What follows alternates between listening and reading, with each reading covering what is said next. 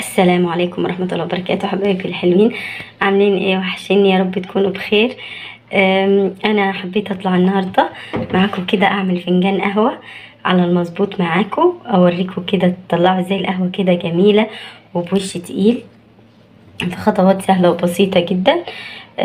ما تنسوش تدعموني باللايك والشير وتفعلوا زر الجرس عشان يوصلكم كل جديد من قناتي بي تي.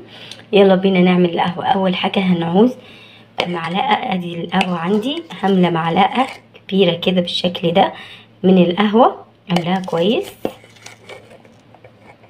اهو.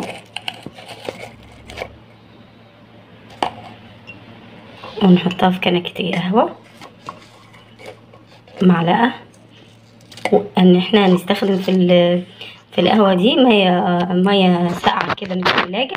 وبعد ما نحط المعلقة نحط كمان نص معلقة كده صغيرة، يعني معلقة ونص من القهوة عليهم بالظبط 4 معالق من السكر. ادي واحدة، ادي التانية، ادي التالتة، ادي الرابعة.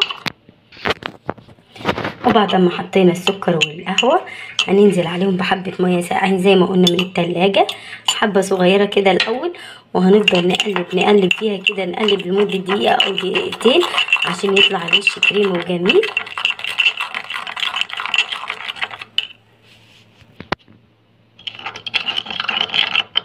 بعد ما خلصنا تقليب كده في القهوة هنضيف باقي كمية المية بتاعت الفنجان كده بالشكل ده. بعد كده هنرفعها على نار هادية قوي. ويا سلام لو عندكم شوية رملة كده في البيت، تاخدوا شوية الرملة دول وتحطوهم في اي حاجة كده ملكوش لازمة بيها، طبق او اي حاجة، وتحطوها على النار وتوطوا النار وتحطوا عليها القهوة، تطلع احلى كمان بكتير من اما نحطها كده على النار على طول. اهو حطيناها على البوتاجاز على نار هاديه، شايفين النار هاديه ازاي اهو بالشكل ده. ونسيب القهوه لحد ايه ما تستوي معانا، بعد كده بنحطها في احلى فنجان اهو. شايفين اول ما تقرب تستوي تطلع كده فقاعات من على الجنب، وما نستناش لغايه ما تفور لفوق كده، يا دوب كده تلم نفسها ونروح طافين عليها على طول. طبعا ناس كتير قوي رغم سهولة خطواتها القهوة، بس ناس كتير قوي بتبوظ منها، مش بتعرف تعملها بالوش بتاعها. بس اهو كده شايفين. ممكن بعد ما استوت نعلي النار حبة خفيفة قوي عشان ايه اهو. بس كده شايفين اهو.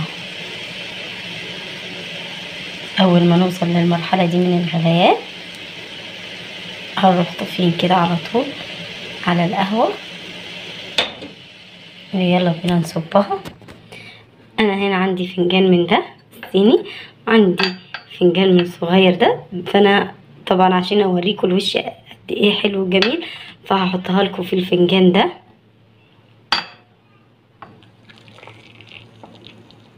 شايفين الوش، شايفين الوش جميل ازاي اهو. مش عارفه اجيبه ازاي معاكم يعني عشان تشوفوا كويس، بس الوش كثيف قوي اهو بالشكل ده وجميل اهو. شايفين قد ايه حجم الوش في الكوبايه، تقيل وكتير. يا رب تعجبكم طريقة القهوة بالطريقة السريعة دي، ويا رب تعرفوا تظبطوها زي ما ناس كتير بتعرف تظبطها وناس كتير ما تعرفش تظبطها. ما تنسوش تعملوا لي لايك وشير وتفعلوا زر الجرس عشان يوصلكم كل جديد من قناتي بي تي. السلام عليكم ورحمة الله وبركاته.